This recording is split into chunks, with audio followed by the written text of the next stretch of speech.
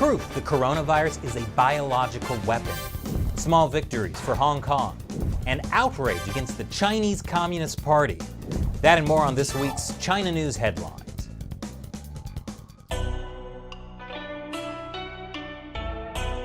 This is China Uncensored. I'm Chris Chappell. The coronavirus. Is it a biological weapon? For a long time, there have been conspiracy theories that the coronavirus that spread from Wuhan, China, was a biological weapon. That's even a conspiracy theory the Chinese Communist Party has pushed. The Chinese Foreign Ministry spokesman tweeted the U.S. Army brought the coronavirus to Wuhan. Keep in mind, he's not just any old crackpot conspiracist. He's the Foreign Ministry spokesman for a country. But we'll never know for sure if the coronavirus was a biological weapon, right? Well, proof has just come out that it is a biological weapon, just not the kind of biological weapon you were thinking of. See, most of the United States medical supplies and generic drugs are made in China. Great choice, by the way. And now, Communist Party mouthpiece Xinhua is saying they can impose pharmaceutical export controls to, quote, throw America into the mighty sea of the coronavirus. When the Communist Party threatens to attack America by withholding critical medical supplies needed to stop a deadly virus outbreak, that is a biological weapon.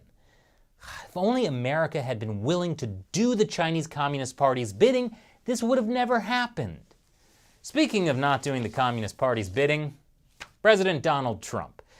He loves to call it the Chinese virus. And the Communist Party hates that. Recently, some U.S. politicians have linked the novel coronavirus to China. This is a smear of China. We are very angry and strongly oppose it. Yeah, some U.S. politicians, not going to name names here. Now, I recommend you watch my recent episode, Coronavirus, How China Spun Criticism into Racism, for a better understanding of what the Communist Party is trying to do here. But in a way, I agree with the Chinese Foreign Ministry spokesman. I think President Trump needs to stop calling it the Chinese virus. That's because we're just getting into stupid fights about whether saying Chinese virus or Wuhan virus is racist, which turns into fights about whether Trump is racist, which turn into fights about whether everyone is racist. This is exactly what the Chinese Communist Party wants, because it means we're so busy fighting each other that we're losing sight of the bigger picture here. I don't advocate calling the coronavirus the Wuhan virus or the Chinese virus. It's unfair to the Chinese people who are victims of their authoritarian regime, the one that caused this problem in the first place by covering up the spread of the virus and silencing people who tried to get the truth out. Let's not forget that it's the Chinese Communist Party, the CCP, that's ultimately responsible for this pandemic and all the people who will die from it. So I say, from now on, we call it the CCP coronavirus. All the cool kids are doing it, which is why I have to tip my hat to the Florida law firm that is suing the Chinese regime for their coronavirus cover-up. The Chinese government suppressed information from the global medical community that could have averted or minimized the damage that has been done. So, props to that Florida law firm, because if there's one foe the Chinese Communist Party should be afraid of, it's Florida man. I assume that's what lawyers in Florida look like. Of course, the Chinese Communist Party completely denies the ridiculous accusations that they would ever want to suppress information. On a totally unrelated note, China just announced it will expel American journalists. That includes American journalists working for the New York Times, the Wall Street Journal, and the Washington Post. That is a blow. I wonder if those media companies will continue taking money from China's propaganda department to publish the Communist Party propaganda called China Watch in their newspapers. Chinese authorities say their decision to expel American journalists is because the Trump administration put restrictions on Chinese state-run media operating in the U.S. because, you know, they're Chinese state-run media and therefore by definition agents of the state. But even those restrictions did not expel all the journalists or force those Chinese media to shut down. Still, China's foreign ministry spokesman said this is ultimately America's fault. 完全是对美方 The steps China has taken are countermeasures to the U.S.'s unreasonable oppression of Chinese media. China is compelled to take them. China shouldn't be responsible for the cause and the result of the current situation. If any American media has any issue, please raise it to the U.S. 不过 government. 哪家美国媒体对此有什么意见？ That's a tall order. I can't remember a time when American media have ever been willing to criticize the U.S. government. But the Trump administration is not taking China's actions lying down. U.S. Secretary of State Mike Pompeo on Tuesday hit back at China over its decision to kick out American journalists from the New York Times, the Wall Street Journal, and the Washington Post. The Chinese will tell you that they want more information, people to know more about their country, and yet they continue to take actions like the one you see today, where they deny the world the capacity to know what's really going on inside of their country. I can't imagine what the Chinese Communist Party would be trying to cover up. The Chinese Communist Party has been trying to spin the coronavirus at home and abroad. Focus less on the cover-up and more on how swift, decisive, transparent, and cooperative China's coronavirus response has been. In other words, they're lying through their teeth. State media have also been praising their state media reporters for their brave coverage of the epidemic. Like Liao Jun. Only problem is, Chinese people hate all of it. Chinese social media has recoiled with anger at the lionization of Ms. Liao, saying she helped propagate fictions that clouded the severity of the outbreak in its early days. And that anger is now flaring into broader attacks on the Communist Party's muzzling of the news media. So now, the party will do what it always does when its propaganda backfires: attack the critics.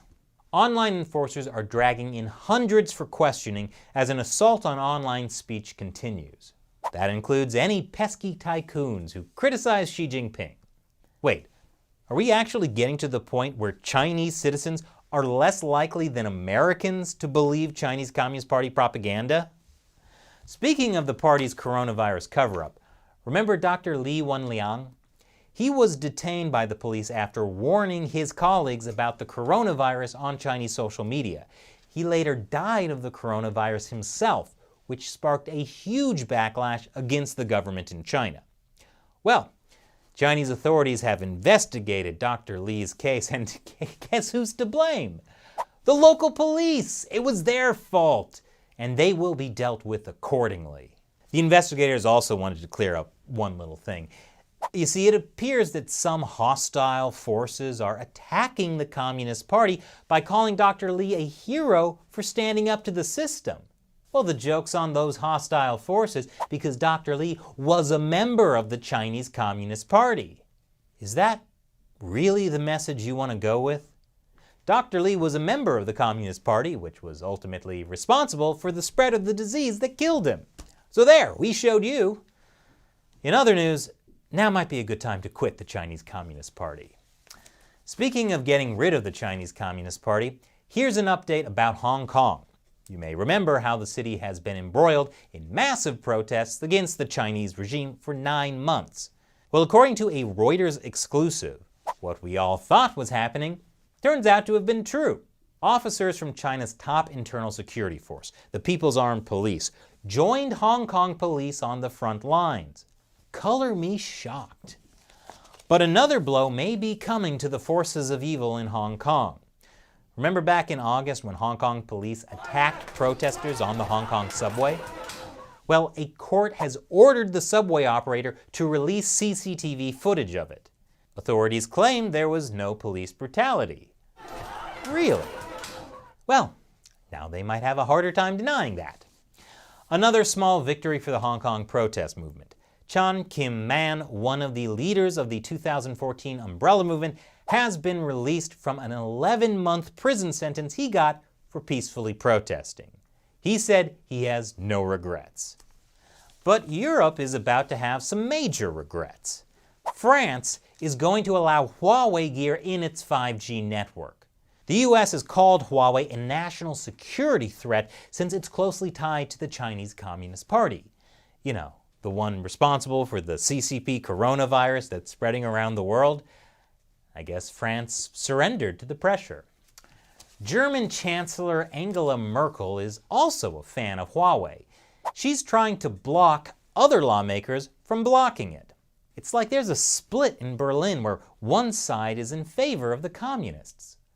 Speaking of which, Merkel says there's no reason to be suspicious of gifts of medical supplies from China.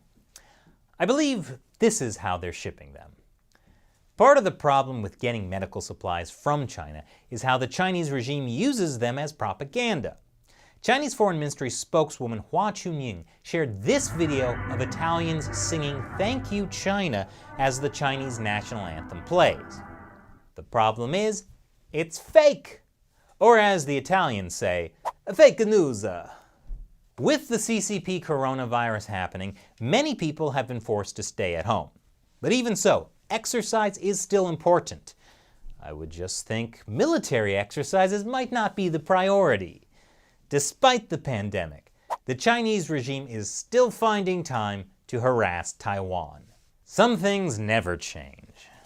Next up, I'll answer a question from a fan who supports China Uncensored on Patreon. But first, did you know YouTube has been secretly unsubscribing people from the show? Take a moment to make sure you're still subscribed. And if you haven't subscribed, what are you waiting for? All right. This question comes from Carbide149. Would you say that ordinary citizens are falling for China's lies as much as media outlets and politicians have? Now, that's actually a question with a very encouraging answer. Some Western media are unfortunately eating up the propaganda about racism, and the lies that China's response to the coronavirus was so much better than the West's. But as I mentioned earlier in the episode, many Chinese people are furious at the Chinese regime. China was the worst hit by the CCP coronavirus pandemic, and the response by the regime has been more brutal than helpful. A lot of people in China also know the party tried to cover it up and persecuted doctors who tried to blow the whistle. And this reminds me of something Chinese lawyer Chen Guangcheng told Shelley in an interview a couple of months ago. The people he's in contact with in China all understand that the Chinese Communist Party is the cause of the problems in Chinese society. They just can't say so online because they might be arrested. But they know it and they don't like it. So someday, I really think the Chinese Communist Party will be taken down by the Chinese people. And many reporters in the West will be left scratching their heads wondering how it happened. That's how it went down with the Soviet Union. That's how it's going to go down with the Chinese Communist Party. Thanks for your question, Carbide149. And thank you for watching. Remember, YouTube has been demonetizing almost all of our videos. They'd have run us out of business if it weren't for support from fans like you, who contribute through the crowdfunding website Patreon. I call them the China Uncensored 50 Cent Army. If you'd like to hear your question answered on the show, join the China Uncensored 50 Cent Army by going to patreon.com/China Uncensored. Once again, I'm Chris Chappell. See you next time.